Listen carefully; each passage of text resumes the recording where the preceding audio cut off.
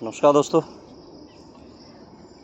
Organic खेती chemical खेती से बहुत अलग होती है, लेकिन अभी तक हमारी यूनिवर्सिटियाँ, खोज संस्थान और किसान जो है वो सिर्फ दो बातों पे ही ध्यान दे रहे हैं कि कैसे जो है वो खाद जो है उसका बदल केमिकल के बजाय रासायनिक जैविक होना चाहिए।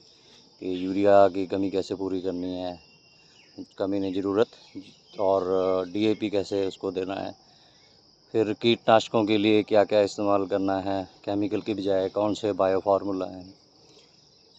तो ऐसे ही मशीनों का भी है।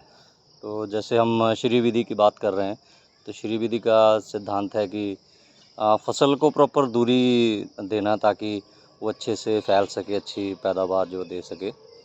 उसमें जैसे सरसों में हम बता ही रहे हैं कि 3 फीट बाई 3 फीट पे अगर बिजाई की जाए, जो 100 दिन से ज़्यादा लेती हैं, तो उनकी पैदावार 22 क्विंटल तक आ सकती है।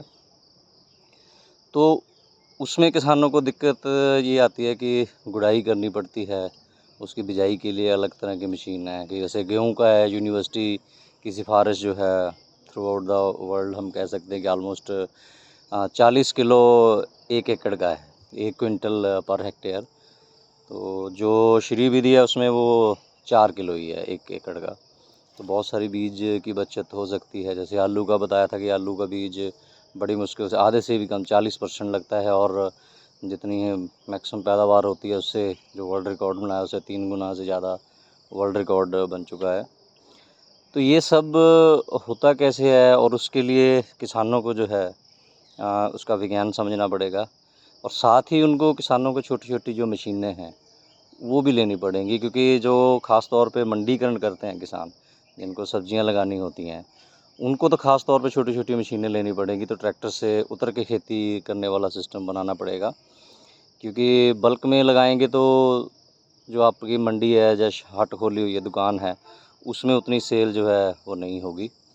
तो यहाँ अभी आप देख सकते हैं कि ऐसे ही हमने आपको दिखाते रहते हैं, आलू बीज दिए हैं, लौकी है जो चल रही है, लगी हुई है, तोरियां लग रही हैं। तो किसानों को लगातार बिजाई करनी पड़ेगी। तो उसके लिए आपको छोटे छोटे ऐसे जो इक्विपमेंट हैं वो लाने पड़ेंगे।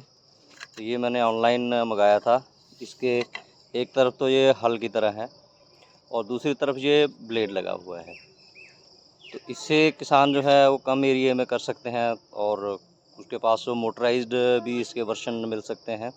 ये छोटे छोटे जो वीडर होते हैं, जैसे आलू के लिए आता है, गन्ने के लिए आता है, जो बाग के लिए आता है। लेकिन जो किसान मंडीकरण करते हैं उनको थोड़ी सी जगह में ही सब्जियां लगानी चाहिए। बाकी में सूखी जो दूसरी आइटम है जो लंबा समय लेती हैं, दाल या कुछ मसाले, तेल वगैरह, तो जहाँ सब्ज़ी लगानी है उसके लिए ऐसे छोटे छोटे जो है वो इक्विपमेंट चाहिए। तो ये काम कैसे करता है, ये शायद 1100 रुपये का मैंने ऑनलाइन अमेज़न से मंगवाया था। तो ये 2 हैं इसमें, एक में। तो ये काम कैसे करता है मैं आपको दिखाता हूँ।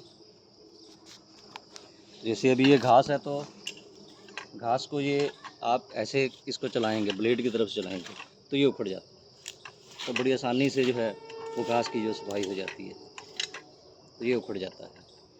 तो घास उखड़ गया, इस तरफ से आप इसको इकट्ठा कर सकते हैं।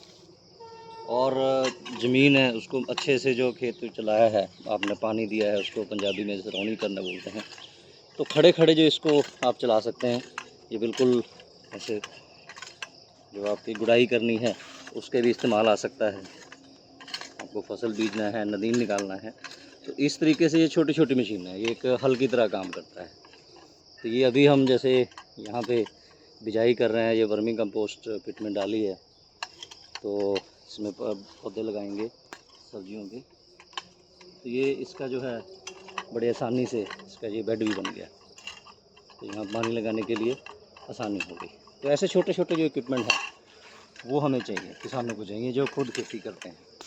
तो धीरे धीरे आप ऐसे जो लोकल आपके काम करते हैं फैब्रिकेटर, आप उनसे बात कीजिए, वो भी बनाएंगे, ऑनलाइन भी अवेलेबल हैं। तो ये छोटी छोटी मशीनें हैं जिसकी किसानों को ज़रूरत है। धन्यवाद।